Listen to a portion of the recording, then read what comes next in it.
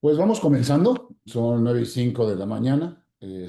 Muchas gracias a todos los puntuales que se conectaron a este webinar que estamos denominando Reformas Fiscales 2025, protección legal del contribuyente ante los nuevos cambios jurídicos.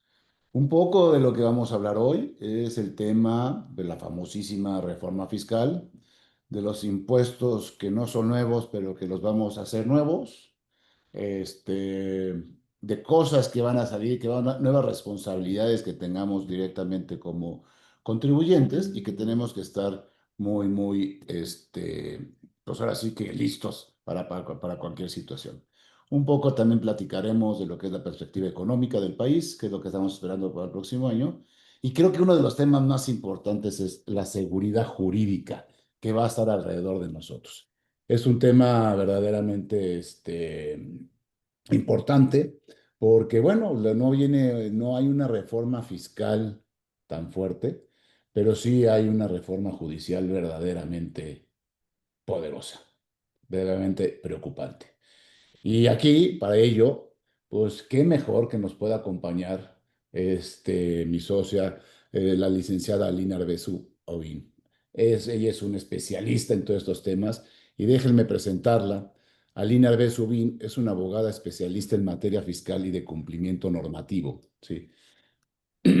Perdón, con base en la Ciudad de México. Se desempeña como socia, ¿sí? Directamente de CIA, donde dirige iniciativas relacionadas con gobierno corporativo, cumplimiento de compliance, prevención de delitos fiscales y temas vinculados con la contabilidad, vinculado con el contexto regulatorio, o sea, toda la parte corporativa, toda la parte directamente con los empresarios. Su trayectoria incluye participaciones como ponente en seminarios y webinars sobre temas de gran relevancia para el ámbito corporativo y fiscal, tales como beneficiario controlador, toda una experta en ese tema, el cumplimiento normativo y la relación entre contabilidad y delitos fiscales, y gracias a su experiencia se ha consolidado como una voz reconocida dentro del campo del derecho fiscal en México. Profesionalmente, Aline destaca por su enfoque estratégico, combina un profundo conocimiento técnico de la normativa fiscal y penal con una visión práctica orientada al mundo corporativo, apoyando a empresas a navegar procesos complejos de cumplimiento, mitigación de riesgos y estructura regulatoria. Su capacidad de comunicar estos temas en foros especializados la convierte en una aliada clave para las organizaciones que buscan alinear sus operaciones al entorno regulatorio.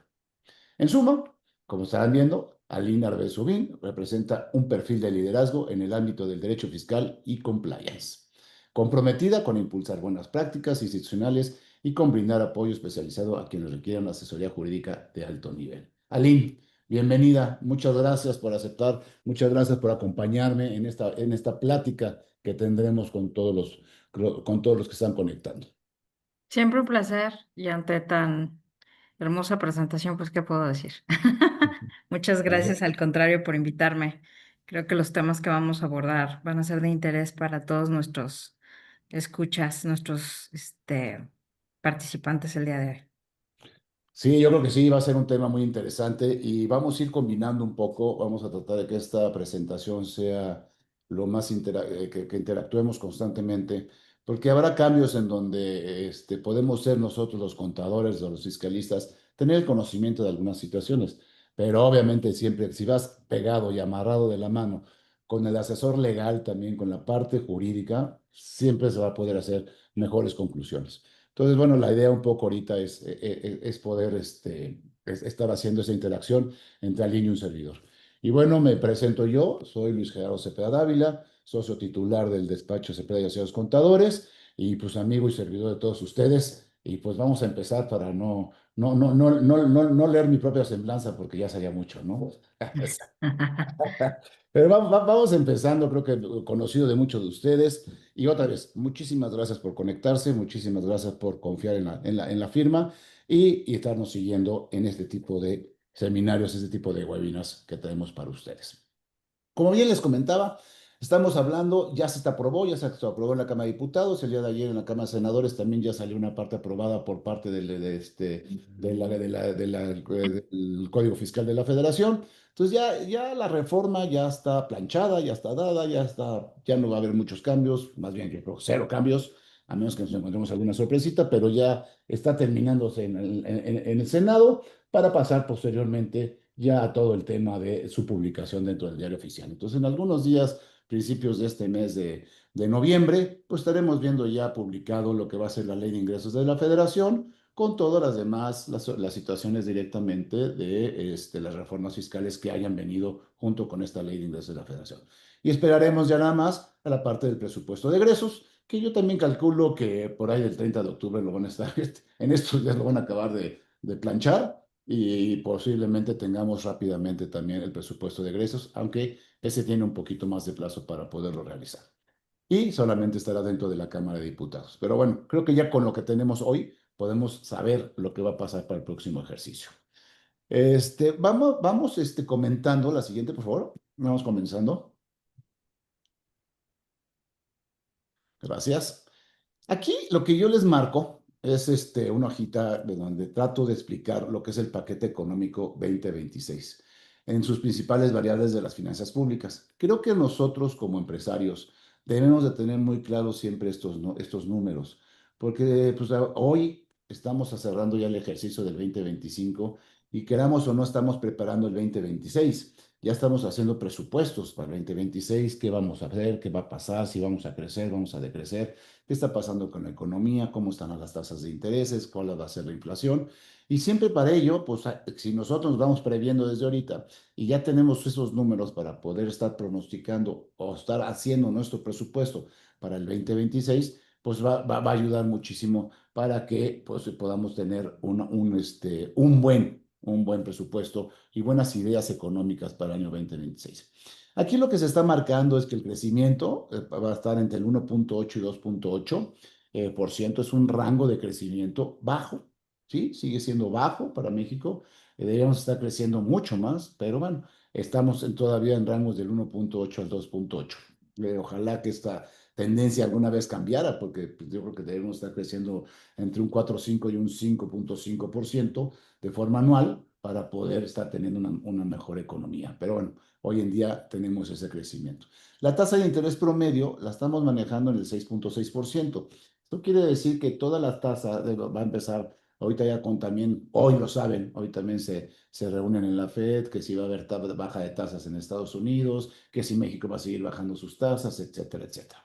Entonces, bueno, se está calculando que para el próximo año tengamos una tasa promedio del 6.6%. Eso es importante para el tipo de créditos que queramos tomar. Acuérdense que esta es una tasa promedio, más los spreads que se le tenga que poner o los puntos diferenciales para las tasas.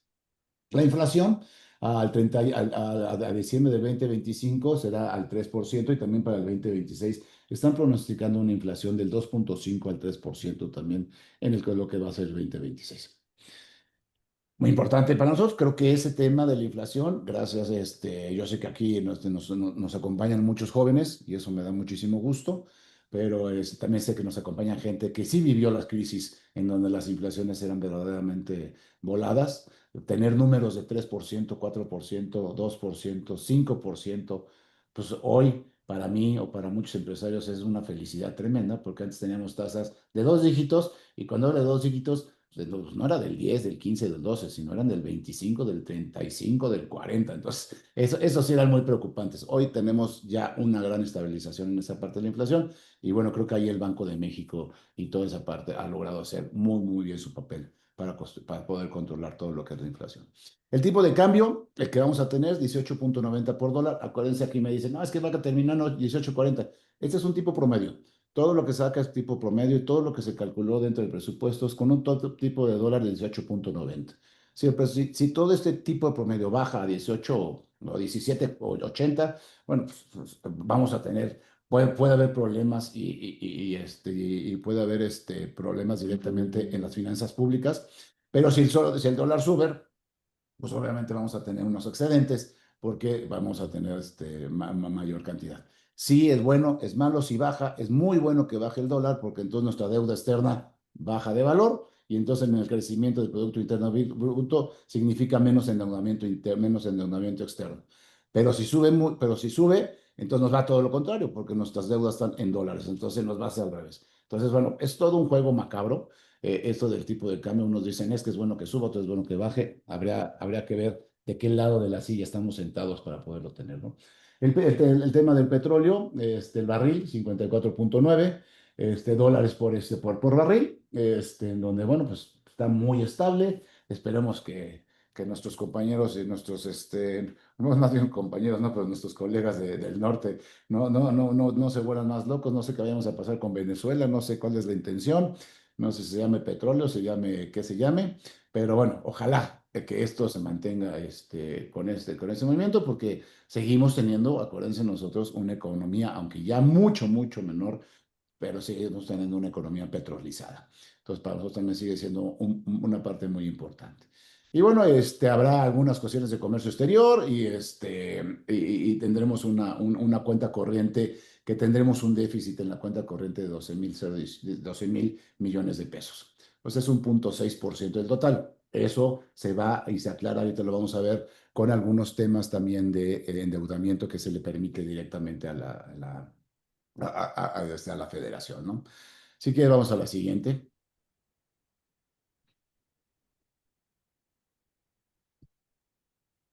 La, la siguiente, por favor. Gracias. Aspectos relevantes y riesgos. Yo aquí veo cosas, traté de sacar unos bullets muy importantes, porque leer todo, creo que no es el caso en este tipo de webinars. Entonces, nada más para darles ciertas ideas. Tenemos un ingreso total en todo lo que es la ley de ingresos, de 10,193 millones de pesos, billones de pesos. Entonces, eso representa 891,667 millones de pesos más del 2025. Entonces, si están presupuestando un crecimiento, si están pretendiendo que van a tener mayores ingresos, independientemente de que se le da la inflación y todo lo demás, pero estamos yéndonos a 891,667 millones de pesos. De esos 10,193 billones, 5,84 billones son impuestos, ingresos tributarios, contribuciones, llámese como se llamen, ¿no? Entonces, fíjense, ya somos más del 50%, que significa que es ingreso tributario. Eso realmente es verdaderamente bueno para la economía del país, porque empieza a tener, ahora sí, la fortaleza, lo que son los impuestos. Llegamos a tener tiempos en donde los ingresos tributarios no representaban ni el 25 o máximo el 30% de lo que era directamente los ingresos totales. Entonces, creo, estamos despetrolizando la economía y la hemos ido cambiando, y creo que ese tema ha sido correcto. Ya sé que muchos sufrimos esas transformaciones y lo vamos a ver un poquito más adelante. Y aquí es lo que les decía, la deuda interna les van a permitir también poder solicitar hasta 1,78 billones de pesos, que con eso se va a parar el déficit, con eso logras en un momento dado salir en tablas, ¿no? Y, perdón, esa es en la forma interna. Y dentro de la forma externa, hasta 15,500 billones de pesos. Con eso tú estabilizas y dices, bueno, con la deuda interna, con la deuda externa que vayas a pedir y que te autorizo, vas a poder nivelar lo que puede ser tu déficit en un momento dado. Obviamente también el déficit viene mucho por el comercio exterior, todo lo que somos las exportaciones contra las importaciones. Debiésemos de tener más exportaciones que importaciones, pero todavía estamos nosotros dependiendo más de importaciones de nuestro vecino o de algunos otros lados que de las exportaciones que realizamos. Eso también cambia un poco el tema, y bueno, también afecta bastante, ¿no? Como les decía, la deuda del país puede llegar al 52,3% del PIB si el dólar se mantiene en los montos que yo les decía de 18,90. Si el dólar sube, bueno, pues entonces mi deuda del país es más alta y entonces va a significar más del Producto Interno Bruto. Pero si el dólar baja, entonces puede significar menos del Producto Interno Bruto, y eso es también muy bueno. Entonces, bueno, esa es una parte económica grande. Ahora sí, aquí ya viene uno de los temas que dicen, y no es impuesto nuevo, nada más es actualizado. Si las tasas de interés bajan, y estamos bajando la tasa al 6%, estamos diciendo que estamos en una tasa del 6,6% promedio, este año, para el año de 2026, ustedes recordarán que cuando ustedes tienen dinero invertido en el banco y les pagan sus intereses, el banco automáticamente les hace una retención de interés, que hoy es el 0,50% sobre el capital. Hay una fórmula completa para poder sacar esa parte, pero es el 0,50. A tasas de intereses que a lo mejor pueden estar significando ahorita entre un 8 o 10% a los que recibimos los intereses, no de préstamos, sino de inversiones. Ponte 10%. Ahora te dicen, como necesito lana, ¿sí? Te voy a aumentar esa retención al 0,90. Entonces, ya vemos uno de los lados de dónde van a sacar dinero, es de este tipo de retención. ¿Es un impuesto nuevo? No, no es impuesto nuevo. ¿Es un impuesto actualizado? Sí, es un impuesto actualizado. O sea, nos están actualizando y nos están diciendo, ya no es el 0,50, es el 0,90. Esto va a hacer que todo el año pueda tener el fisco o la Hacienda mayores recursos en sus bolsillos, aunque ya sabemos que posiblemente en abril del 2027 vamos a tener devoluciones de impuestos y vamos a tener que regresar impuestos. O sea, el fisco, pero ya mandó la patada hasta el 2027. Entonces, el 2026 tiene los ingresos, sabe que va a tener que devolver, pero ya lo va a tener que devolver posiblemente hasta el 2027. Entonces, ahí puede pegar también en su bolsillo, ahí hay que tener ese pronóstico. La otra, financiarnos con el fisco, te dicen, ¿sabes qué? El recargo por mora ya no va a ser del 0,98, va a ser del 1,38. Caray, ya no va a ser del 0,98, ya nos va a salir más caro que darle a deber dinero al fisco. Entonces ahí dice el fisco, ¿me quieres deber? Debe. Está bien, no tengo problema. Pues ya te va a salir más caro. Y conmigo no te financies, a mí págame directamente. Y si te quieres financiar, pues tiene su costo. Obviamente también cuando solicitamos pagos a plazos de largo de 12, 24 o más de 24 meses, pues también se van a ajustar estas tasas y van a ser de mayor cuantía. Entonces aquí lo que te está diciendo el fisco es, actualizo mis tasas de interés, conmigo no te financies y trata de financiarte con algún otro acreedor que no sea yo. Hay algunos incrementos nada más, para que, como dicen por ahí, para que tengan precaución. Bueno, para sacar, los museos van a tener aumentos en sus cuotas, todos los trámites, todos casi los trámites van a tener un aumento de mayor a la inflación en algunos casos, y hasta las cuestiones de migración, ¿no? Van a tener también temas ahí fuertes de aumento de impuestos, en algunos casos de las cuotas o los derechos o los derechos que se pagan directamente en esas cuotas pueden ser hasta el 50-60% en incremento. Claro, son pocos los usuarios de ese tema, pero bueno, es importante que también se considere, ¿no?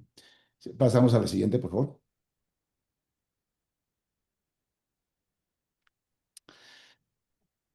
Impuestos. Ahora deja ya platicar de lo que son impuestos. Y aquí decían que no hay impuestos nuevos, ¿eh? Y yo les diría que, bueno, yo creo que sí hay impuestos nuevos, ¿eh?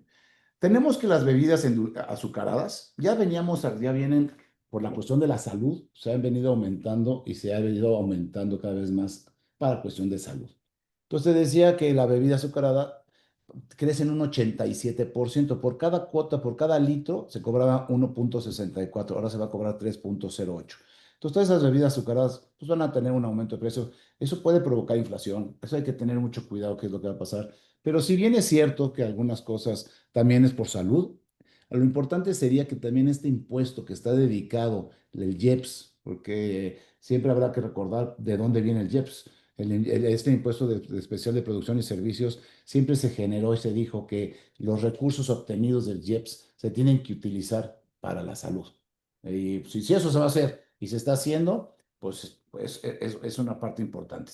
Pero pues que sabemos que no todo de lo que del IEPS se va directamente a salud. Ese es el otro tema, que tenemos grandes problemas de diabetes y de algunas otras enfermedades en México. Y aquí hay un impuesto nuevo, bebidas con edulcorantes. Pero como ni las tomo, por eso ni los puedo decir. Va a tener un impuesto del 1,50 por litro. O sea, ese es un impuesto nuevo. Esas bebidas van a tener hoy un nuevo impuesto por litro. Entonces van a tener ya el 1,50 directamente. Es un impuesto que vamos a tener y que hay que tener cuidado. Apuestas, aquellos que les gusta ir al casino y todo lo demás, pues ya no va a ser el 30%, ahora va a ser el 50%. Entonces ya ahí todo lo que son apuestas, pues va a haber un mayor pago de impuestos, No sé cómo se vaya a incrementar directamente. Yo no soy apostador. No sé si Aline conozca de esta parte y que le guste ir directamente Tampoco, al la free verdad, do it y todo pero lo me demás. imagino que eh, será al ingreso de casino, ¿no? Y Ujú. imagino que por, no sé, máquina que utilices o juego en el que te encuentres, tendrás una cuota de participación, supongo, ¿no? Exacto, exacto. Sí, es un tema algo, no complejo totalmente, pero sí es todo un tema para los casinos esta parte, ¿no? Pero bueno, ahí hay un incremento también, que pues hoy en día esa parte también está muy fuerte. El tabaco todos los años, todos los años, todos los años hemos tenido incrementos graduales. Graduales. Graduales, el tabaco siempre se ha ido y en este año tiene un 25% de aumento y eso siempre se ha ido buscando, buscando, buscando.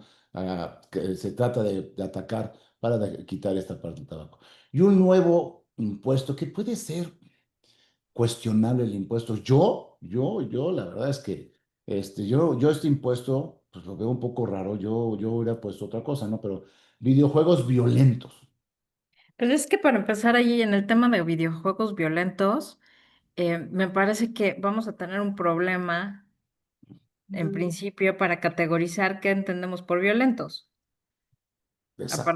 A partir de dónde se va a considerar un juego violento, ¿no? A partir de, entonces no sé si la autoridad tiene pensado hacer un catálogo de qué, Y claro, yo sé que muchas veces, que a lo mejor soy un poco más estricto en algunas, dicen, bueno, no es que los videojuegos violentos deben estar prohibidos, porque violencia genera violencia. Claro, no podemos prohibir, porque pues, no es fácil. Pero yo no sé si causarle el 8% signifique que no se vayan a vender. Pues yo creo que van a seguir igual. Para mí, este impuesto del 8% a videojuegos violentos no se me hace que ayude a la salud. Pero viendo que el impuesto especial de producción y servicios es un impuesto que da y que se recauda para el tema de salud. No veo. ahora qué pasa, por ejemplo, con los videojuegos que se juegan en línea. Yo creo que ahí también esa es una parte que vamos a esperar también con reglas en su momento dado, porque eso va a pasar también, no sé si vaya a ser directamente con lo de las plataformas electrónicas, con todas las Ujú. plataformas digitales, perdón, en donde nos van a causar directamente este impuesto, pero es una parte que va a ser muy interesante de cómo se va a legislar y cómo se va a atacar. No veo, yo lo que mi crítica que le hago a este impuesto es realmente el causarle el 8% en videojuego violento va a ayudar a que la salud sea mejor. No sé, o sea, mi tema que me queda ahí, Ya que a discusión. queda discusión, ¿no? Entonces, pero bueno, hoy lo tenemos, hay que ver cómo se va a legislar, hay que ver cómo se va a recaudar, lo que dice Aline, y si es por la nube, y si es digital, y si es un juego que pues, nunca bajo en México, pero lo juego directamente y la nube está pues, en la nube, donde sea que esté la nube, no sabemos cuál es el territorio de la nube, entonces, cómo se va a recaudar, cómo se va a seguir. Creo que es un tema que a lo mejor se le veía cierta intención, buena intención, pero yo creo que al final de cabo el fondo para lo que fue creado va a ser difícilmente que funcione, ¿no? Esos son de los impuestos que tenemos nuevos, o sea, de ahí en fuera no creamos, tenemos algunas otras que vamos a ver ahorita, pero no tenemos muchas cosas más. Código Fiscal de la Federación. Y aquí sí tenemos algunos cambios muy interesantes, y es un cambio donde a mí me preocupa mucho y es donde también a Limba nos va a poder apoyar mucho. Porque tenemos cambios en lo que son el recurso de revocación, tenemos cambios en lo que se refuerza todo lo que es contra la evasión y comprobantes falsos. Y ahí en esas dos, el último de plataformas digitales es un aumento en las tasas de retención, pero estos dos primeros, los cambios en recursos de revocación y el refuerzo contra evasión y comprobantes realmente fiscales falsos, lo que nos están poniendo, y hoy con la nueva reforma judicial, yo pienso que el contribuyente, el buen contribuyente, puede quedar totalmente indefensión y poder tener perdida su cancelación de sellos, sus facturaciones, su parales de empresa por un tema jurídico o de comprobación, ¿no, Aline? Entonces creo que ahí, Así es. no sé qué opinas en estas dos, porque son de los cambios que aquí sí ya. empezamos con esa reforma judicial, ¿no? Y cómo nos va a afectar. Sí, bueno, considerando que el recurso de revocación se tramita ante la propia autoridad que emitió el acto impugnado, ¿no? Este, siempre como litigantes en la materia, yo no soy especialista en litigio, pero al final del día pues me toca colaborar con mis colegas que sí lo son. Pues sabemos que siempre el recurso de revocación tiene sus asegúnes y sus bemoles. El problema que estamos enfrentando a nivel jurídico, que tocaré un poquito más allá, a profundidad más adelante, porque no quiero interrumpir tu excelente presentación, es el tema de la seguridad jurídica.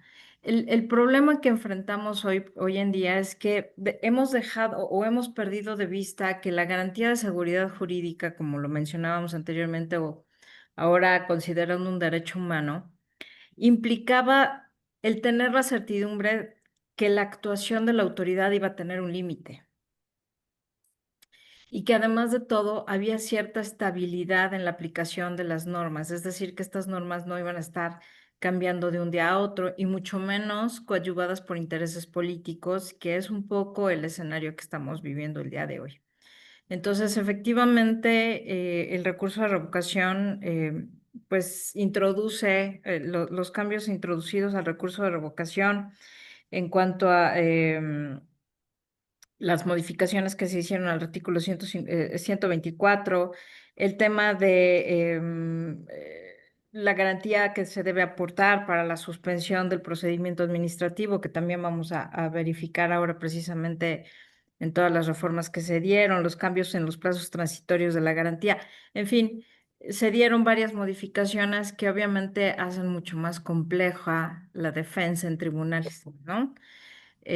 Adicionalmente, tenemos que considerar que tenemos una PRODECON que ha sido debilitada de manera consistente en los últimos 7 años y que el Tribunal Fiscal de Justicia Administrativa, que antes era el Tribunal Fiscal de Justicia, digo, el Tribunal Federal de Justicia Fiscal y Administrativa, pues también se enfrenta hoy políticamente a la continuidad de su existencia.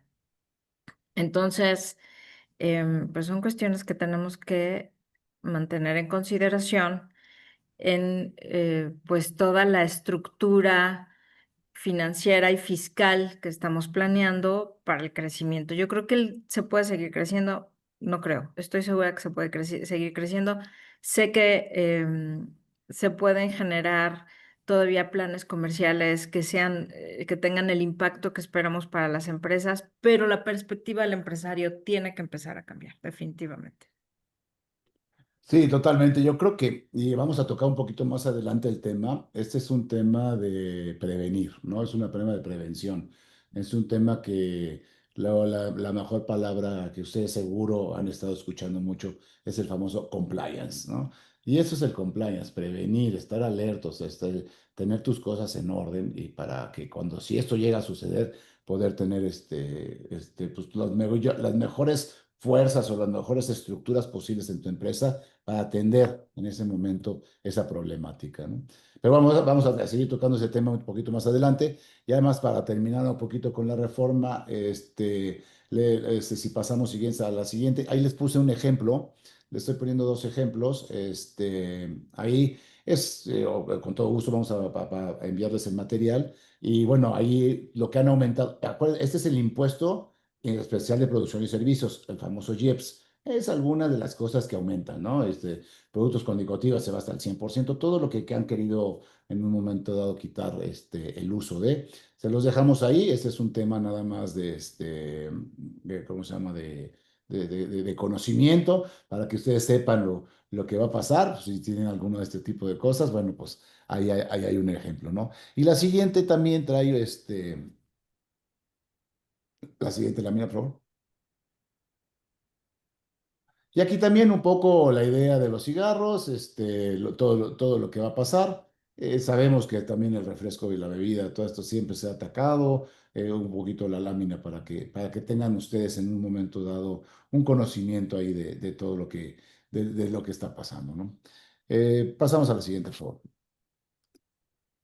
Vamos a hablar de lo que son el Código Fiscal de la Federación, que sí tuvo un cambio, que sí tuvo una adecuación. Y es lo que estábamos hablando con Aline. se va directamente a lo que son los comprobantes falsos.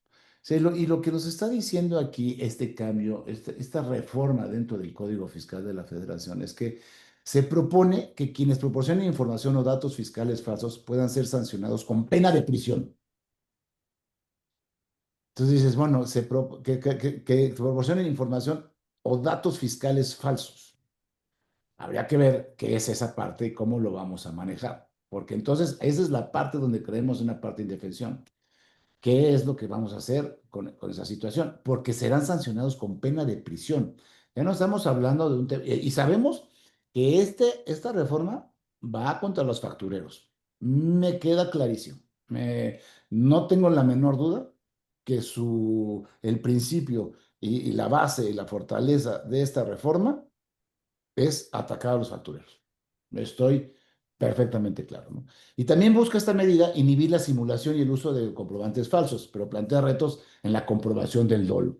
Entonces, creo que ahí, ese es el tema más crucial de todo, porque tú tienes que ver la comprobación del dolo y aquí dejo a la abogada que se explaye, porque ese es el tema que yo creo que si bien se van contra los factureros, perdón que lo diga, bueno, acaban de agarrar hace poquito a uno de ellos en Miami, pero después de cuántos años, pues bueno, ya no se sabe mucho de él, pero ¿cómo puedo yo, contribuyente normal, comprobar el dolo o no dolo? Por favor, aquí, este es un tema que realmente va a ser apasionante y que la autoridad, estoy seguro, va a usar a su poder para decirle, ah, mira, te vas a ir al bote, Luis, te vas a ir al bote. Entonces, creo que eso va a ser mortal, creo yo.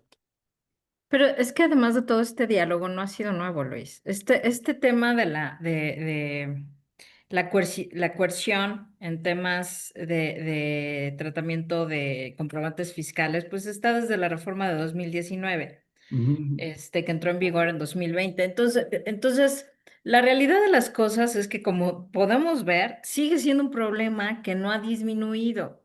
Es decir, la gente sigue comprando facturas y sigue acudiendo a factureros y sigue utilizando estrategias o estructuras a través de factureras. ¿Por qué? Porque y esto tampoco, creo que tampoco les estoy dando el hilo negro. Hay un problema coyuntural de fondo en el tema del tratamiento de las cargas fiscales en cuanto a que seguimos aumentando la carga fiscal, pero no expandiendo, obviamente, nuestros contribuyentes cautivos, es decir, no tenemos más contribuyentes, simplemente les estamos cobrando más. Esa es la condición que siempre ha sido, siempre se ha marcado en este tema de cuestiones fiscales. Y visto está que del tema de la penalización del uso de los comprobantes fiscales falsos, pues no ha tenido la resonancia que esperábamos como un inhibidor de la conducta. No sé si me explico. Al nivel penal. Incluso la autoridad para los que somos corporativistas ha ido endureciendo los trámites de constitución de sociedades precisamente con la intención de eh, evitar que se sigan generando sociedades fantasma que se dedican precisamente a la compraventa, a la compraventa de facturas o comprobantes fiscales falsos y que además de todo se prestan para actividades de prevención de lavado de dinero, entre otras cosas. El punto aquí es que efectivamente pues vamos a tener problemas y volvemos al punto de la reforma judicial que no me quiero adelantar, por eso esto es bien importante. O sea, las empresas eh, hace unos años, el doctor David Merino, amigo mutuo, ¿Sí? decía, parafraseando a otro colega, que el cumplimiento normativo no era para quien lo necesitaba, sino era para quien lo quería, porque el empresario era muy reacio a invertir en sistemas de cumplimiento. Hoy por hoy, ante la reforma judicial, la realidad es que el cumplimiento ya no se vuelve un tema de potestad para el empresario, sino de un tema incluso de control de calidad de sus procesos. de protección generalizada de su patrimonio. ¿Por qué? Porque al final del día estamos viendo con mayor ocurrencia que la autoridad está trasladando sus actividades de vigilancia hacia el gobernado. Entonces, ahora es el gobernado el que tiene que vigilar al otro para ver que efectivamente el otro no esté cometiendo un delito. ¿Y cómo lo podemos hacer? Pues las reformas al Código Nacional de Procedimientos Penales y al Código Penal establecieron en su momento la responsabilidad, hasta dónde llega la responsabilidad penal de las personas morales. Y ese es un presupuesto que todo empresario debe tener eh, prácticamente dentro de su código de conducta y su código de ética, ¿no? Es decir, ¿a qué cosas estoy obligado yo como empresario para no cometer un delito? Y que estamos frente a un tipo penal, en este caso claramente, que es la emisión de comprobantes y la adquisición de comprobantes falsos. Entonces, ¿qué va a suceder en este caso? Bueno, yo tendré que revisar el list, o sea, voy a tener que estar monitoreando a mis proveedores de manera constante, estar verificando que no estén en listas negras del SAT, estar verificando, y no solamente en listas negras del SAT, porque sabemos que la autoridad no me acepta nada más la limitación al análisis de las listas del 69B, sino que pide listas de carácter internacional también, porque lo vincula. ¿Por qué? Porque así lo hace, no es porque esté directamente relacionado, sino porque así está dispuesto por temas de prevención del lavado de dinero. ¿Qué tiene que ver la prevención del lavado de dinero con el tema de la compraventa de facturas? Pues puede ser que nada, puede ser que mucho, pero así está contemplado. Al final del día es una norma de carácter general y se tiene que introducir en los planes y en los protocolos de cumplimiento de las empresas. Em, y de entrada, pues también, obviamente, pues estos protocolos van a tener que estar actualizándose, estas revisiones se van a tener que estar actualizando con determinadas temporalidades, con determinadas vigencias, vamos a tener que ser capaces de comprobarle a la autoridad que tenemos expedientes de nuestros proveedores y de nuestros clientes completos, de acuerdo a las normas de carácter y las disposiciones de carácter general. A tales efectos se establecen las leyes administrativas y entonces ahí es donde el cumplimiento se va a volver el mecanismo de defensa. Esa es la realidad de las cosas. O sea, eh, nosotros vamos a tener que acreditarle a la autoridad que hicimos todo lo necesario en términos de contar con un programa de integridad, en términos de lo que dispone el propio artículo, el propio Código Nacional de Procedimientos Penales y el Código Penal para demostrar que efectivamente en los términos de dichas disposiciones, nosotros como empresarios, pues hicimos lo que teníamos que hacer. Ahora, para el tema del cumplimiento de compraventa de este, comprobantes fiscales falsos, pues también tenemos que contemplar que vamos a tener, además que comprobar materialidad de las operaciones y tener expedientes de las operaciones. Entonces, pues así es donde empezamos a estar sentados en estas reformas fiscales y reforma judicial, mi querido Luis. Y lo que mencionas también bien importante, independientemente aquí de los comentarios, ya lo comentamos de José Luis Vázquez y de Ruth, gracias Ruth Salazar, que está también con nosotros, ¿cómo ha trasladado la autoridad la obligación al contribuyente de estar revisando cosas? Y déjame nada más poner otro caso, sé que no es un tema ahorita tan fuerte, pero de que nos estamos tocando, pero con el cambio de la ley de prevención del lavado de dinero, que ahora nos dicen, checa quién es el beneficiario controlador de toda esta operación. O sea, tú contribuyente, tú actividad vulnerable, tú ve y revisa quién es el beneficiario controlador de esa operación que va a estar haciendo con ellos. Ya no nada más es verifica que no sea una actividad vulnerable, cumple, reporta esto, lo otro, aquí. No, no.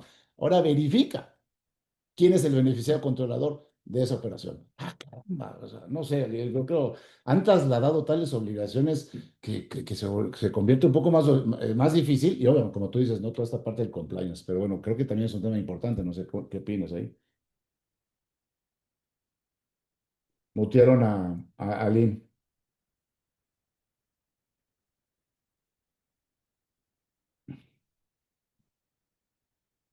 Carlita, está muteada Lynn. Por favor, gracias. Adelante, Lynn.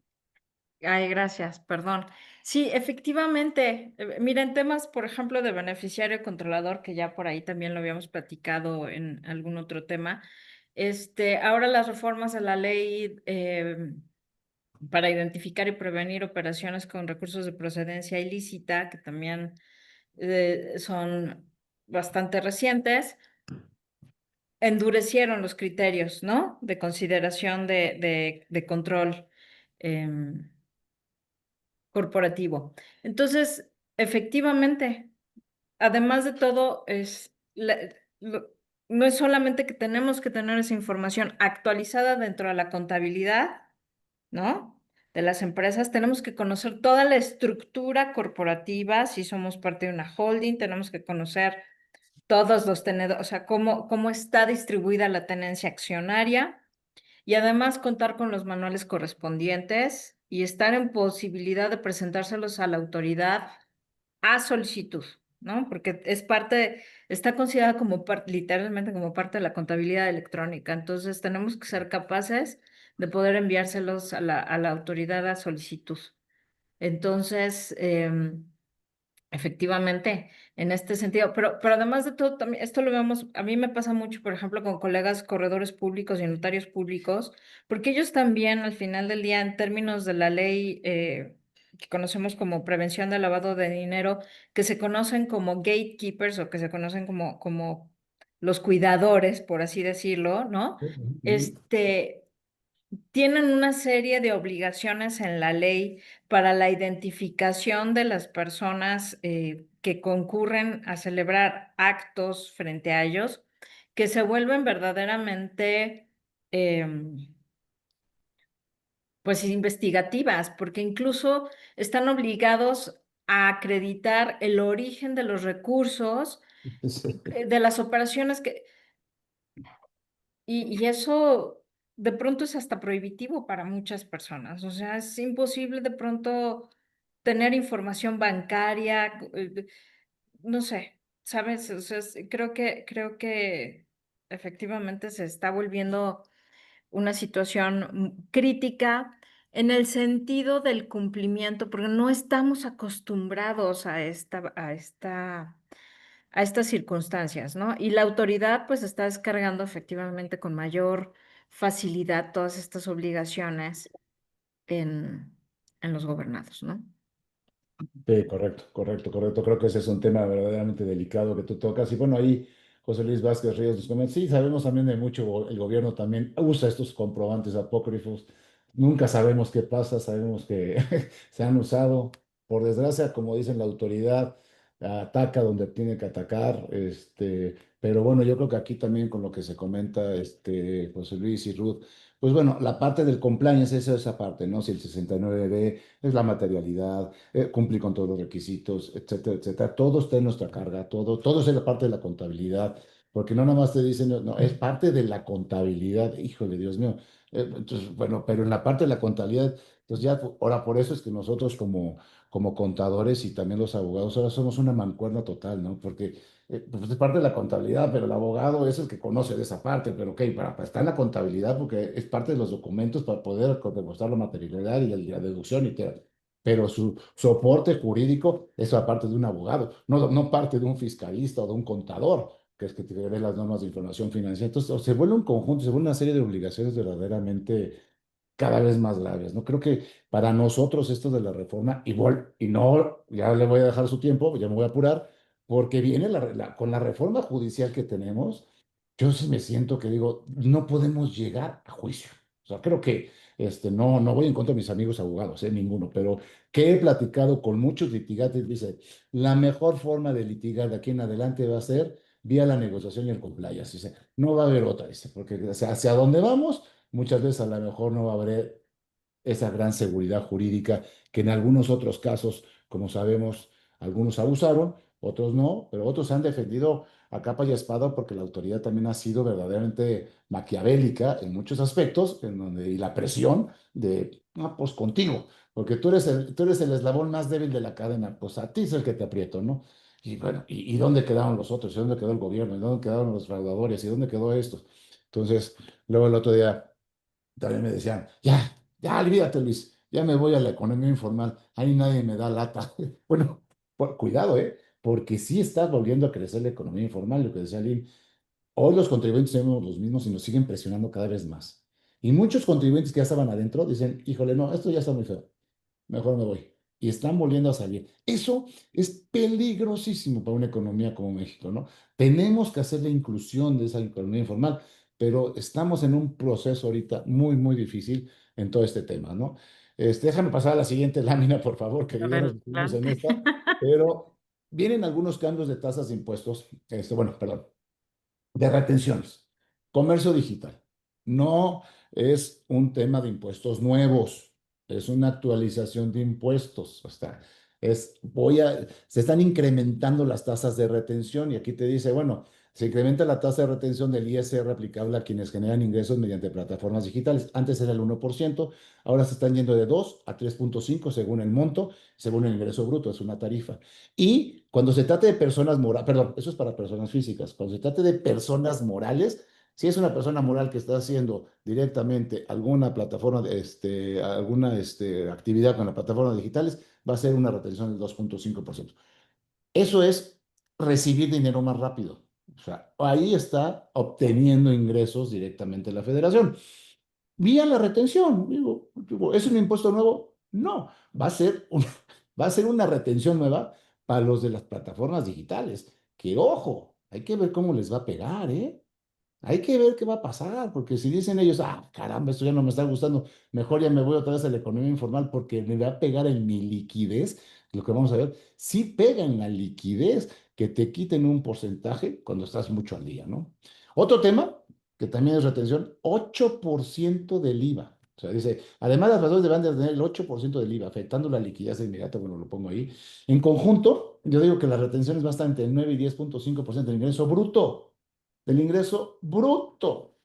Si tú ganas 20,000 pesos y que te quiten 22,000, pero de ahí esos 2,000 de entrada, digo, déjame poner ahí, te quedan 18 y tienes que pagar la renta del coche, esto, y 15, y ya te quitaron 2,000 pesos que tú no considerabas. Oye, es un Sí, impuesto. correcto. Sí, sí, es un impuesto. No, oye, que lo tenías que haber pagado. Sí, pero pues bueno, yo decido cuándo pagarlo. O sea, mi problema es, yo lo voy a pagar. Ahora con la Mi tema retención. con la reforma fiscal es que si no estamos generando palabras de la presidenta, ¿no? Que decía, no son impuestos nuevos, vamos a actualizar unos que no existían, palabras de la presidenta, pero es que no hace falta generar impuestos nuevos. Estos aumentos tributarios básicamente se vuelven verdaderamente prohibitivos para la población en general. Vuelvo al punto, no se aumenta la base, no se aumenta la base de contribuyentes, lo Exacto. único que hacemos es aumentarle el impuesto a los que ya lo pagan y eso no permite el crecimiento económico. Totalmente de acuerdo contigo. O sea, porque seguimos siendo los mismos y dices, ah, a ti ya estás. Ah, pues que te hagan más retención. Claro. Esa no es la solución. Ah, que después te tocó saldo a favor. No te preocupes, te lo devuelvo. Tenemos plazos y yo te pongo las condiciones y yo te digo cuándo te lo regreso. Y además tienes que comprobarme que todas las operaciones que realizaste cumplen con todos los criterios que yo requiero internamente. Internamente, ¿no? Pero mientras tanto te retengo. Entonces creo que esto, es principales efectos, como lo estamos comentando, como decía Aline, sí, somos los mismos, siguen contra los mismos. No se está aumentando la base de contribuyentes. Yo al revés, creo que esto está ahuyentando a la gente, está sacando a la gente. Pongo aquí uno de mis principales efectos, es el riesgo de la informalidad digital, ¿no? O sea, a lo mejor no, pues ya, o sea, pues ya mejor no voy a estar aquí, mejor me voy a dedicar a otra cosa, me voy a dedicar a la economía informal. O también se va a trasladar todo este impuesto, ah, me van a tener 2,000, ah, pues yo necesito ganar 20, ah, entonces, ¿sabes qué? Se va a 22,000 pesos, 22,500, porque 22,500 menos la retención son los 2,500 y sigo ganando mis 20. Pero entonces eso es incremento de precio, eso se llama inflación y entonces todo esto lo va a pagar directamente algunas otras personas. Creo que ahí es donde habría que tener mucho cuidado. Entiendo que aparte el crecimiento en todas estas plataformas digitales, toda esta cuestión de plataformas es impresionante. Y claro, están recaudando de lo que más se puede, ¿no? Pero creo yo, como dice allí, eso no es crecer la base. Eso es pedirte más al que ya me estaba dando y no es ayuda para nada. Y desde mi perspectiva, Luis, lo que esto genera, y estoy segura que nuestros colegas que están escuchando coincidirán, es un incremento en las circunstancias que fomentan la corrupción y estructuras de planeación fiscal agresiva. Exacto. Justo lo que quiere evitar el gobierno es lo que el gobierno está provocando. Sí, sí, sí. Porque yo te puedo decir que o sea, cuando ves esto, lo primero que pasa por mi cabeza como oficial de cumplimiento es, ok, todas las estructuras de planeación fiscal agresiva que se me pueden ocurrir en este momento para evitarme estos impuestos. Es decir, cómo fiscaliza la autoridad las plataformas digitales. ¿De qué manera puedo cobrar ingresos en Actividad. en otro lado, en un país de menor tributación? Ver cómo hago una repatriación de capitales o cómo puedo disponer de esos ingresos de una manera mucho menos, menos exigente. Esa es la realidad. Es lo primero que pasa por la cabeza. ¿Por Sí, qué? sí, sí, Porque pues es lógico. No es, no es es lo que solo te que me digo. va- no es solo que me lleve mi dinero, o sea, que la inversión no se genera en México, es el que está en México. ¿Cómo va a generar? O sea, vamos a generar, o sea, estamos cayendo otra vez en buscar esquemas de planeación fiscal agresiva y se van a encontrar. O sea, el tema es que creatividad no falta, Y mucho menos al mexicano, ¿eh? ¿no? Entonces, esta es la realidad. O sea, estamos fomentando la planeación fiscal agresiva y la corrupción. Sí, y como decías tú, la corrupción y el tema también, otra vez, perdón que regrese, pero a la informalidad, ¿no? Se Exactamente. está Y el llevando. crecimiento de la informalidad, de las operaciones en efectivo no registradas. Exacto, ¿No? De buscar cómo vamos a empezar a introducir esos capitales en el sistema financiero, pero de manera informal, porque pues estamos generando riqueza informal. exacto. Sí, sí. Y es un tema que yo creo que se debe tener mucho cuidado porque pues puede tener un gran riesgo para el país, porque ahorita podemos tener cierta recaudación, pero esta recaudación puede venir a la baja de una forma impresionante, ¿no?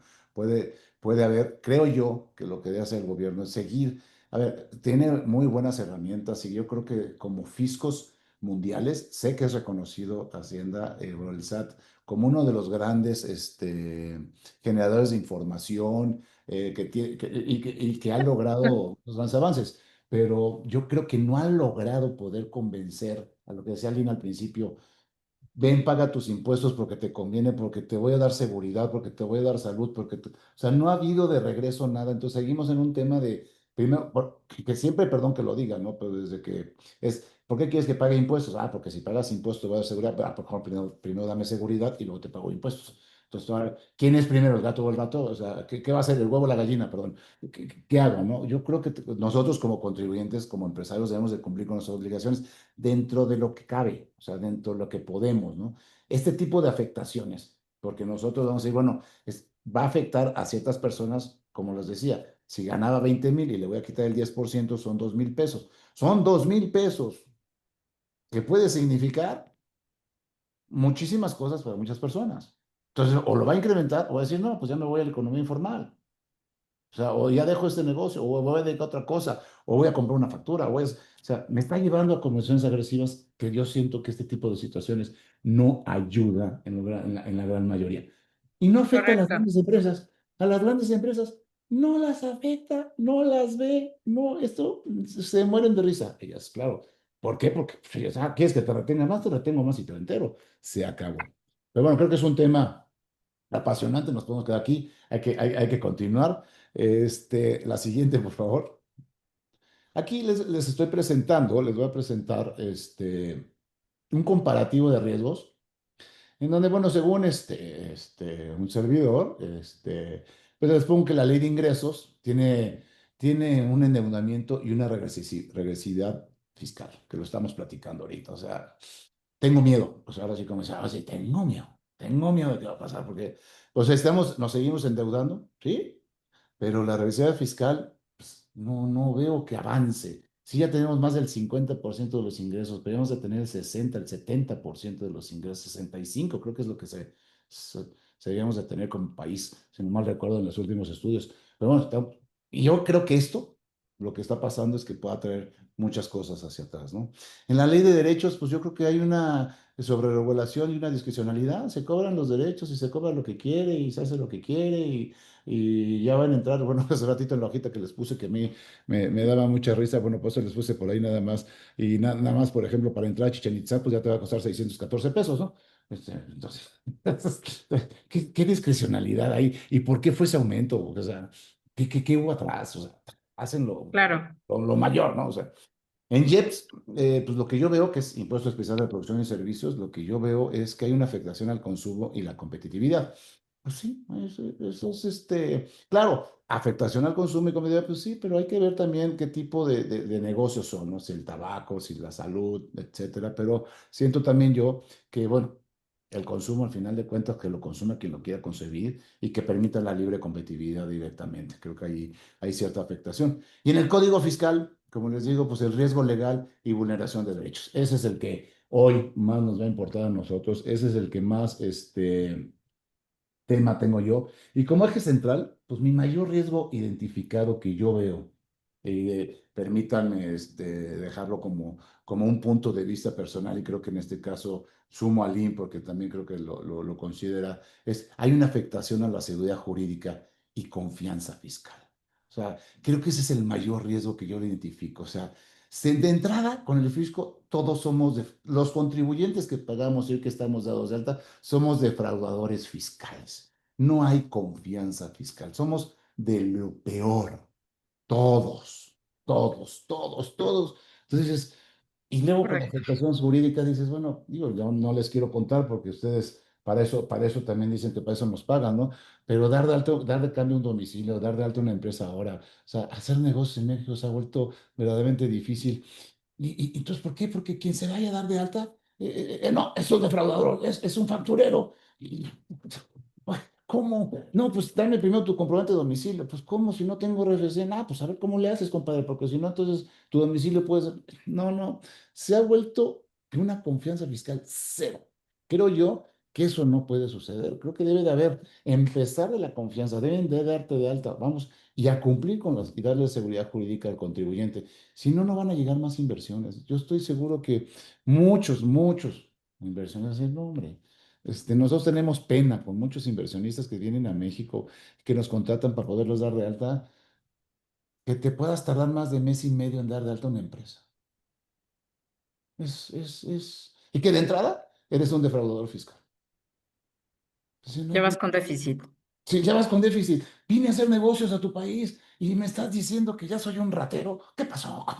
Bueno, pues, ¿qué le digo? O sea, ¿cómo le explico?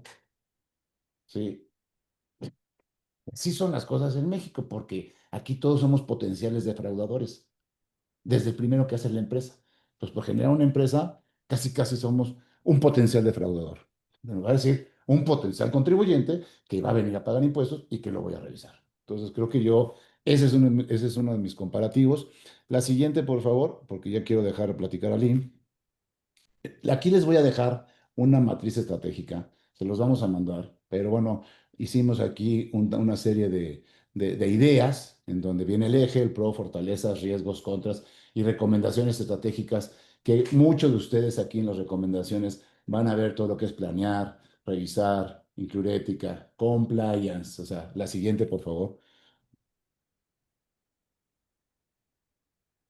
La siguiente. Aquí también, pues, todos ellos, toda tu política, estoy tratando de dejarles a ustedes una idea de lo que debemos estar viendo. Y la última, por favor, de este bloque. Esa. Y que yo quisiera terminar es esta última, en donde el gobierno corporativo de responsabilidad social hay que incorporar informes. Tenemos que empezar a trabajar. Señores, tienen que empezar a trabajar en su empresa.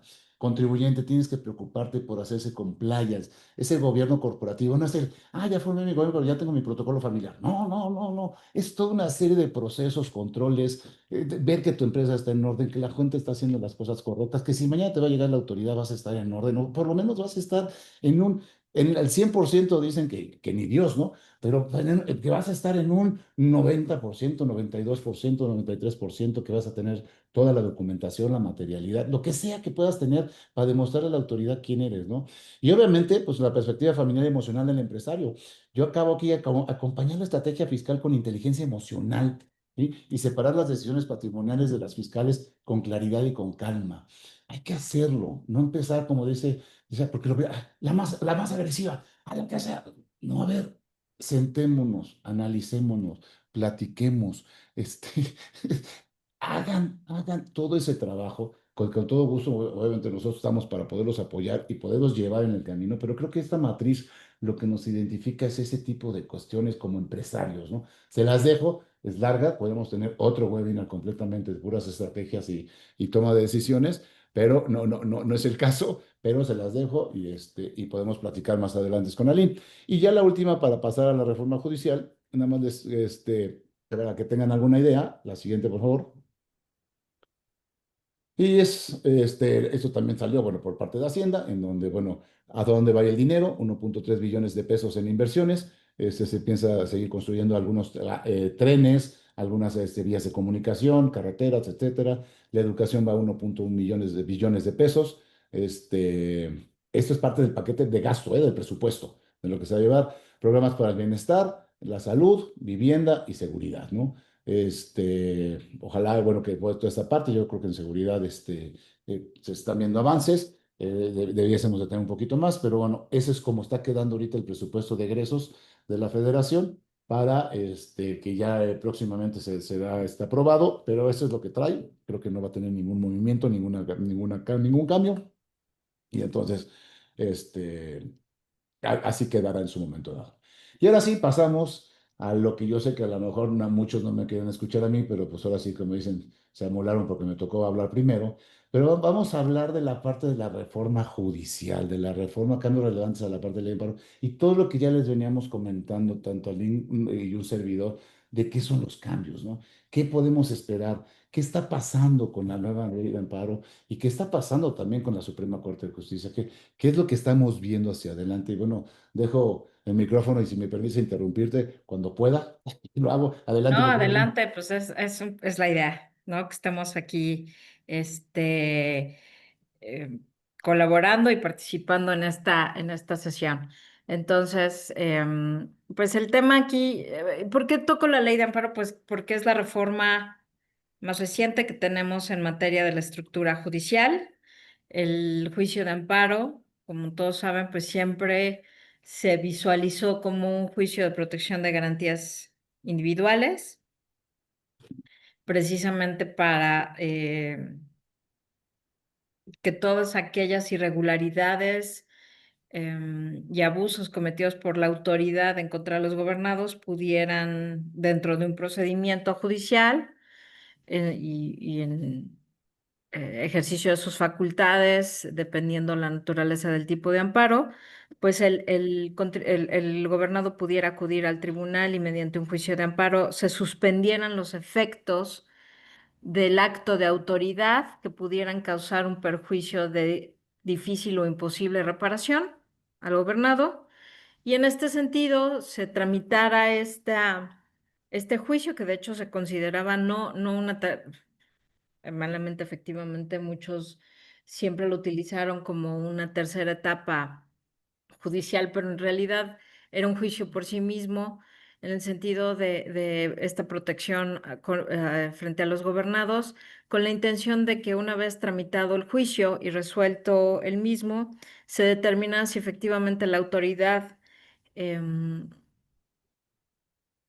actuó conforme a la norma general de derecho que le obligaba a sus propias facultades o si bien efectivamente se vulneraban derechos de los gobernados, en particular relacionados con los derechos humanos o que antes conocíamos como garantías individuales contenidas en la Constitución política.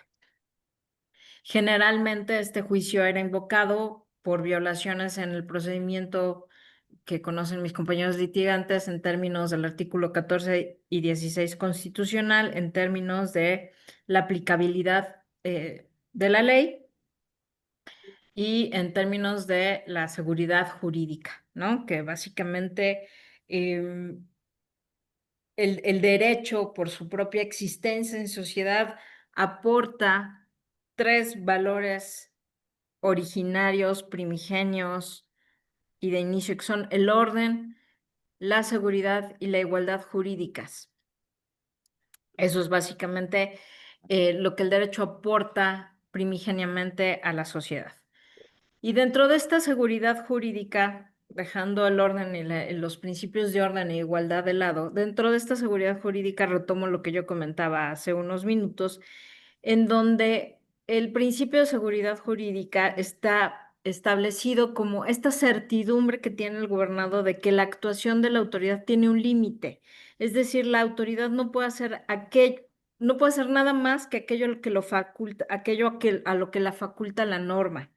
Mientras que el gobernado puede hacer todo aquello que no está prohibido, la autoridad solamente puede realizar aquello que le permite la norma.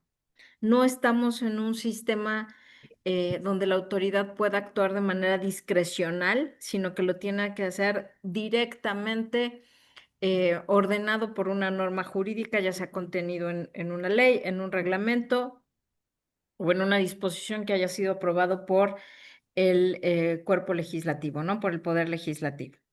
Entonces, en este sentido, ¿qué es lo que sucede?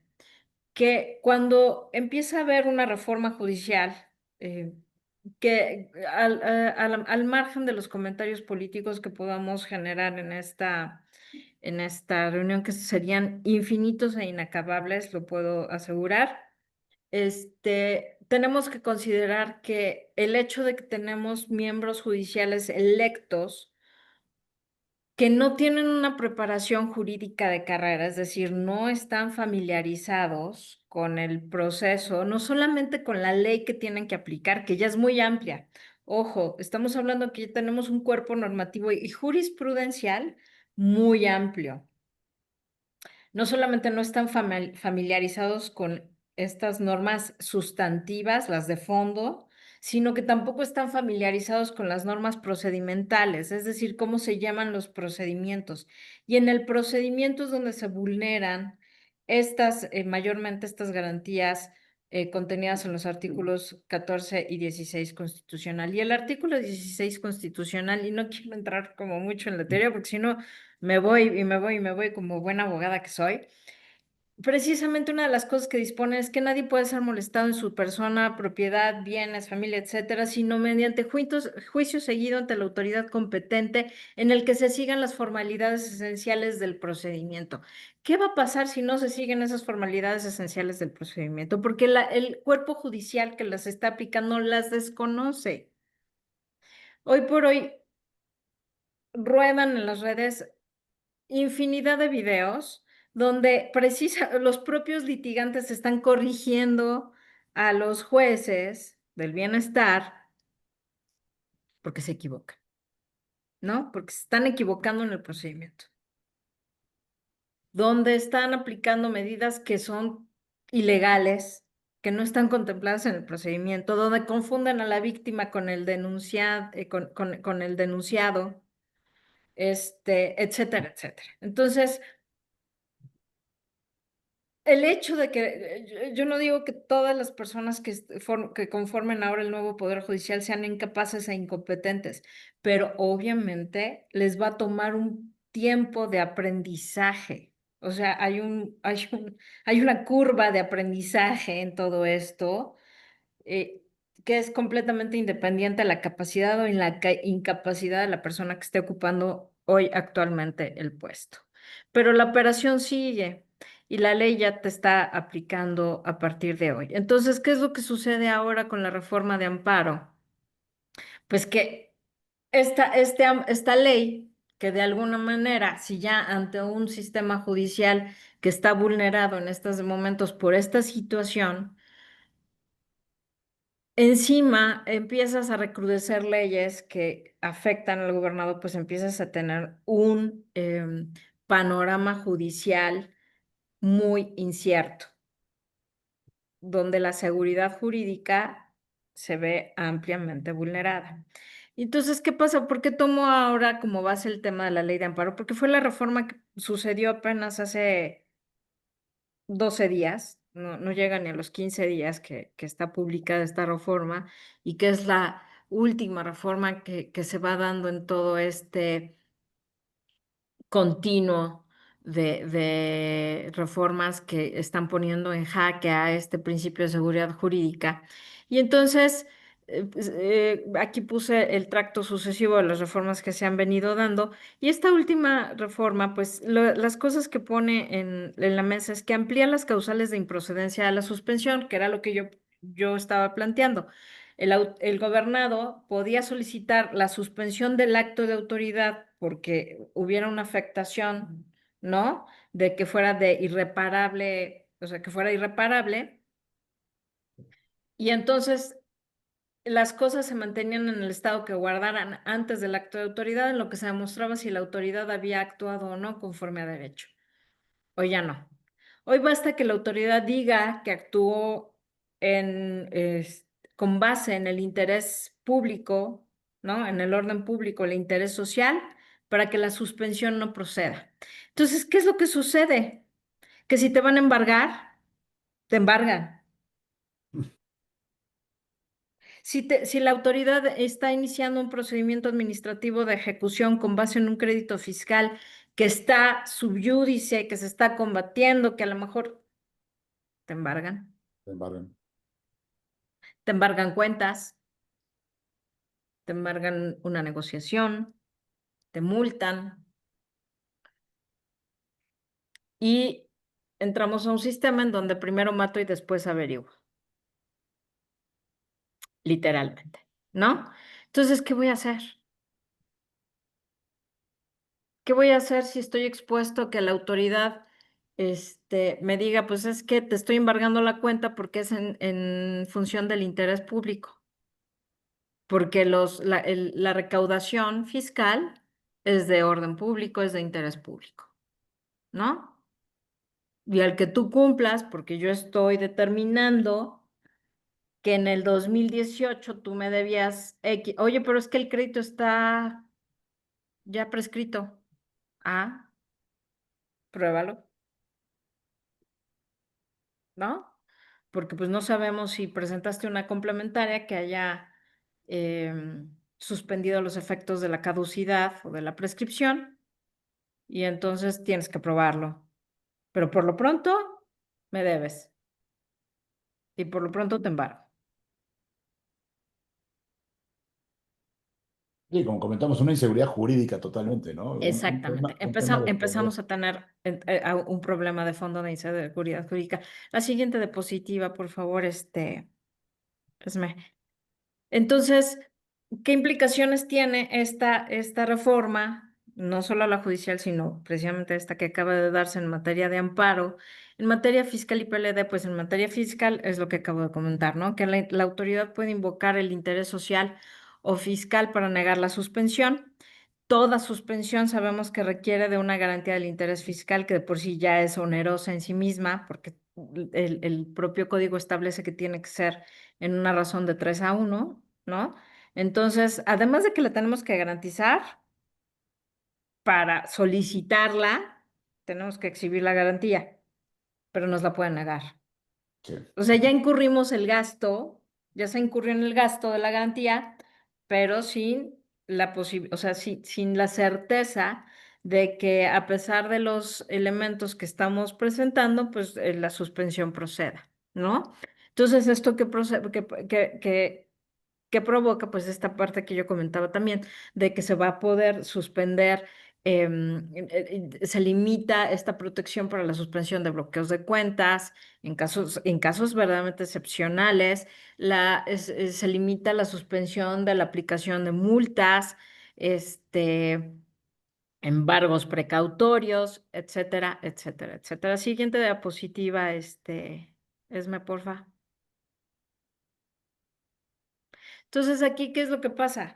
Que pues haciendo una evaluación de riesgos, ¿no? Que pues es parte de lo que nos dedicamos aquí en el despacho, pues el riesgo se torna muy alto, ¿no? Particularmente en materia fiscal y de prevención del lavado de dinero, porque sabemos que son las dos vías, los dos brazos a través de los cuales la autoridad va a estar encima del empresario. Pues el escenario sí se torna pues poco favorecedor, ¿no?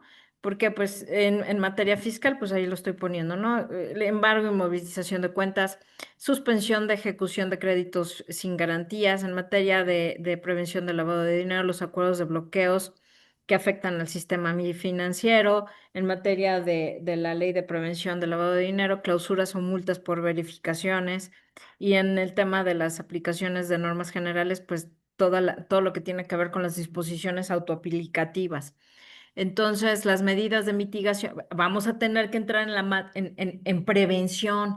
Es que ahora el tema, o sea, el nombre del juego ahora es prevención. Ahora no es remediación, no es reacción, es prevención. Ese es el nombre del juego. Yo sé Correcto. que de pronto podemos haber estado saturados del término compliance que se puso de moda, pero los que somos pioneros en la materia, porque yo estoy dedicándome al tema del cumplimiento desde hace 15 años, es que todo esto se veía venir. Todo esto, o sea, no porque tengamos el gobierno que tenemos, no es que hayamos predicho que iba a ganar López Obrador e íbamos a enfrentarnos a esto desde que ganó el gobierno anterior, no, pero la tendencia era la prevención. ¿Por qué? Porque definitivamente la prevención es la, el ejercicio de la garantía de seguridad en control del empresario. Es básicamente el ejercicio del control del empresario para hacer valer esta garantía de seguridad jurídica frente a las autoridades. Porque en la medida en la que tú demuestres que estás en cumplimiento, la autoridad tiene menos recursos Correcto. o sea, para ejercer ya sea en un recurso de revocación, en un juicio de nulidad y en un futuro juicio de amparo. Porque es, todos los argumentos de cumplimiento van a estar presentados. Materialidad de las operaciones, comprobación de expedientes de proveedores y clientes. Vamos a tener, porque esto es fiscal, o sea, el tema de cumplimiento fiscal y de prevención del lavado de dinero no es nada más presentar mis declaraciones en tiempo y forma, ¿eh? Es cómo tengo auditados estos últimos 5 años, este, a la fecha. O sea, me voy a autoauditar. Yo no voy a esperar a que la autoridad sea la que llegue y me audite. Voy a acudir con un despacho como CIA y, oye, genérame una auditoría anual, ¿no? En donde o sea, obviamente al principio pues tendrá que ser, oye, de mis últimos 5 años fiscalizables, que ahora ya son 10, pero por la ley de prevención del lavado de dinero, pero fiscalmente seguimos en nuestros 5 años, ¿no? Oye, revísame que mis últimos 5 años haya estado bien presentados mis impuestos, para saber si me conviene o no presentar mis declaraciones complementarias. ¿Y cuál es el riesgo asociado de presentar las declaraciones complementarias o simplemente tener previsto que ahí tengo esa posible contingencia, ya que me voy a enfrentar cuando la autoridad de pronto me llegue en una revisión por ICN, por ICR, por IVA, etcétera? Óyesme, que no estoy obligado, no estoy, pues no estoy obligado, pero o sea, no estoy obligado a dictaminarme, pues no, la ley establece qué empresas están obligadas a dictaminarse, pero autoaudítate, ¿no? Literalmente. Y Vamos a como dices, generar ya auditorías de forma procedimental al interior de nuestra empresa para saber que fiscalmente, en la parte de la declaración, oye, ¿cómo estoy en la materialidad de las operaciones con mis proveedores? Tengo mis expedientes de identificación de clientes y de proveedores completos. Está su documentación al día. ¿Cómo estoy en con mis actualizaciones de beneficiario controlador? Oye, mis proveedores, estoy generando expedientes de materialidad de operación con mis proveedores de acuerdo a los lineamientos generales que la Secretaría de Hacienda a través de sus diversas revisiones, porque sálvase a la anotación para definir lo que era la materialidad de las operaciones cuando este concepto salió en 2019, pues se volvió todo un caos porque no había una serie de criterios que la propia autoridad hubiera determinado y entonces a partir de las revisiones que empezó a hacer la propia autoridad es que empezamos los que nos dedicamos a esto a generar pues un catálogo, ¿no? De acciones, actividades, conductas, documentos que se tienen que ir generando para acreditar la materialidad de las operaciones. Estoy acreditando mis operaciones con mis proveedores y, oye, estoy haciendo mis revisiones de listas negras del 69B y en algunas otras listas internacionales y, oye, ya verifiqué que efectivamente no soy actividad vulnerable. Estoy dando mis avisos ante la UIF. Este, sí o no, ¿no? Y si tengo pecados, porque seguramente tendré mis esqueletos en el closet, ¿cuál es la evaluación de riesgos respecto de esos pecados? O sea, ya hice mi evaluación de riesgos respecto a esta compra de facturas que voy a hacer. Porque esa es la realidad, o sea, tampoco se trata de decir, no, no compres, claro que siempre, o sea, por supuesto el consejo es no compres facturas, pero eso no va a evitar que lo hagas en determinado momento, ¿sí me explico? O sea, tenemos que también estar apegados a la realidad, nosotros como consultores y decir, bueno, ¿cuáles son tus pecados? Y vamos a evaluar el riesgo, ¿no? Ya hiciste esa evaluación de riesgo, ya sabes cuál es tu apetito de riesgo, ya sabes a qué estás expuesto en caso de que la autoridad te vaya a revisar y ya tenemos un plan de remediación para eso en caso de. Si quieres la siguiente diapositiva, Esme, por favor, porque ya estamos justo en la rayita. Entonces, pues las conclusiones, ahí las dejo, ¿no? Ante estas reformas que están muy vinculadas ahorita en el tema de amparo, pero pues también van relacionadas a la reforma judicial.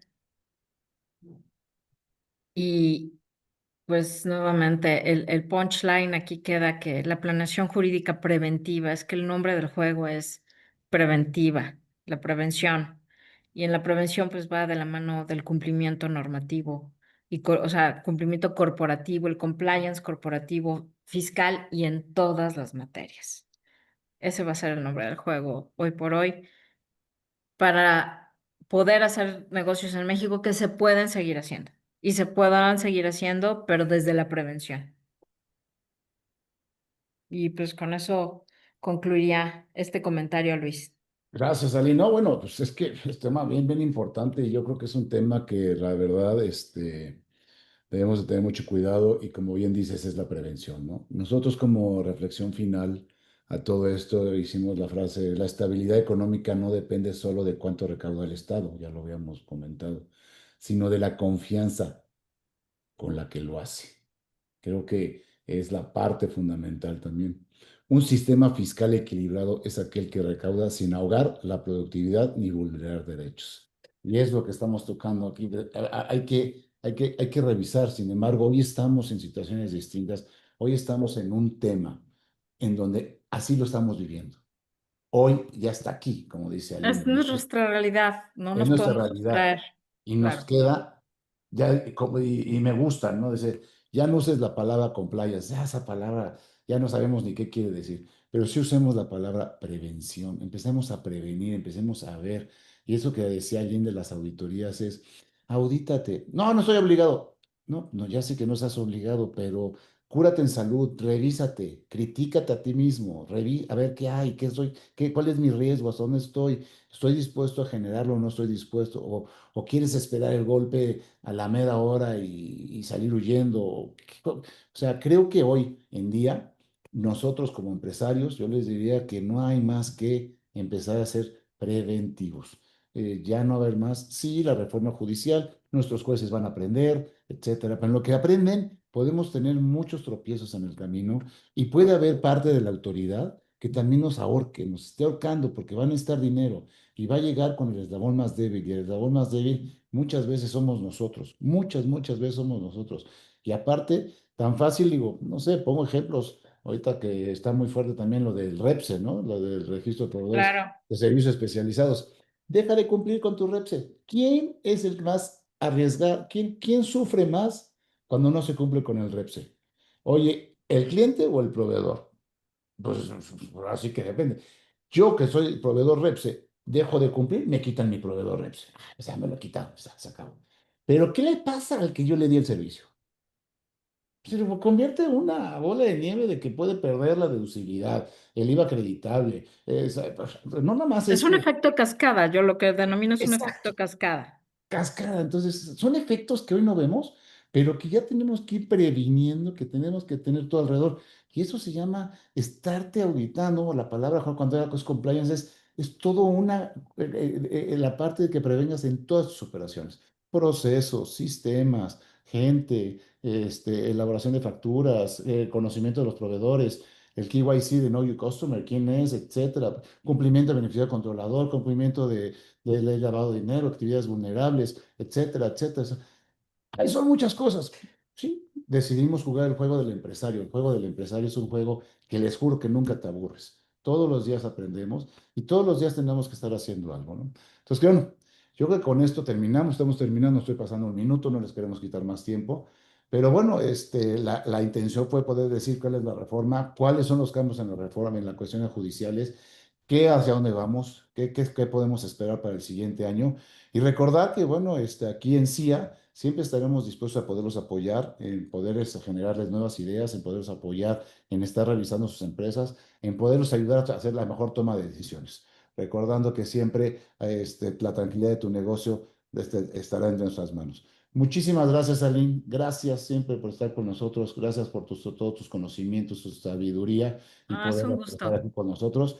Y pues muchísimas gracias a todos ustedes. Les mandamos el material, se les mandará por correo. Se encargará de mandarles y pues cualquier duda, cualquier interrogante o cualquier otro comentario que quieran hacer, quedamos a sus órdenes la licenciada Rebesu y un servidor, el contador Cepeda, para poderlos atender. Por Muchas ahí vi que nos gracias. pidieron un curso de prevención de lavado de dinero. Lo damos pronto Ah, también, porque bueno, muchos de bueno, nuestros clientes están realizando actividades vulnerables y no lo saben. no lo saben. Sí, sí, sí. Y hay cosas que tenemos que ir aclarando mucho porque la ley cada vez va siendo más grande, ¿no? Entonces, a Así es. veces se escapa. Les Entonces, agradecemos muchísimo. pronto lo generamos. Así es, pronto, o lo hacemos próximamente. Muy Muchas gracias a próximamente. todos, que tengan un excelente día y que terminen con una excelente Excelente semana. miércoles, fin de Y mes, feliz ya, Día de Muertos. 29. Exacto. Disfruten su fin de semana de Día de Muertos y muchas gracias a todos. Gracias Luis, a muchas todos. gracias. Gracias a ti, Miguelín. Cuídense. Un beso.